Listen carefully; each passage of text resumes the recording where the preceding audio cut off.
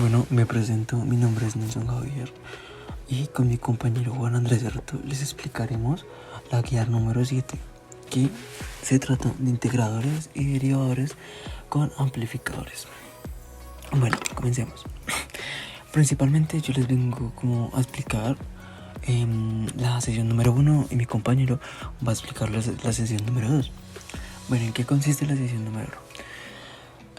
Principalmente nos dicen que diseñemos un circuito que cumpla las siguientes condiciones: que la señal de entrada pase por primera etapa en donde se integre y tenga una ganancia aproximada de 2, luego que pase por una segunda etapa en donde la nueva señal se invierta con una ganancia de 3, con condiciones específicas de la señal de entrada como una frecuencia de 500 Hz.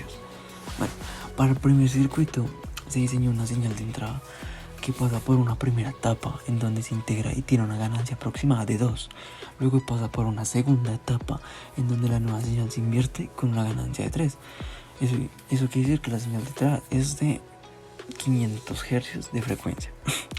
Ahora, en estos momentos estamos observando algunos cálculos y podemos evidenciar la ganancia final de cada una de las entradas, donde se puede ver una igualdad entre todas de 5,218.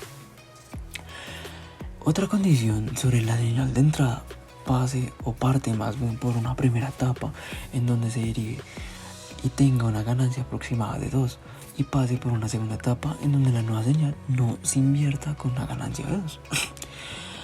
Condiciones de la señal de entrada tiene que también tener una frecuencia de 500 Hz.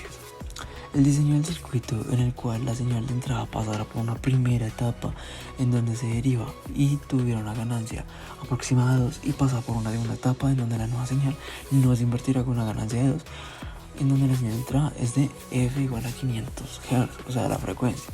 O sea, por este lado podemos identificar que la ganancia final nos da 4.06968 en todas las tres. Y como podemos observar el circuito. Por otro lado, les vengo a explicar cómo, interactuar. ¿Qué es un integrador?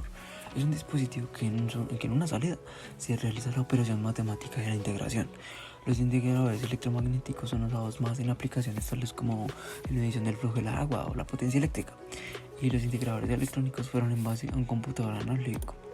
Por otro lado, un amplificador integrador es el que realiza la función matemática de la integración, es decir, la señal de salida es la integral de entrada. La señal de entrada, tengan en cuenta, o más bien tener en cuenta, que la resistencia es una que se coloca para balancear el circuito o eliminar la corriente de vías, donde el A es la ganancia del componente AC de la señal de entrada. Y con esto definido, podemos ya empezar la sesión número 2 más contundentes a la hora de sacar los cálculos. Bueno, para la segunda sesión de esta guía de laboratorio, pues procedemos con lo mismo de las derivaciones y integraciones en los amplificadores operacionales. Bueno, para la segunda sesión, pues debemos tener en cuenta los parámetros propuestos por la guía, los cuales fueron que la señal de entrada pase por una primera etapa en donde se integre y tenga una ganancia aproximada de 3 veces, y pase por una segunda etapa en donde la nueva señal se invierta con una ganancia de 3. Aparte, se presentaban unas condiciones en la frecuencia de estas ondas, que pues hace la referencia a los hertz. Esto se dispone del uso del amplificador integrado operacional, pues el cual es un circuito que realiza la operación matemática de integración, es decir, podemos hacer que la salida responda a los cambios en el voltaje de entrada con el tiempo a medida que el integrador del amplificador operacional produce un voltaje de salida que es proporcional a la integral de la tensión de entrada. Todo esto se puede verificar pues ya en el montaje que hicimos con el mismo amplificador, y pues como el osciloscopio obtuvo esta señal y efectivamente nos da de forma triangular y con los picos, pues con los voltajes requeridos. Esto junto con los hercios que solicitaba la guía.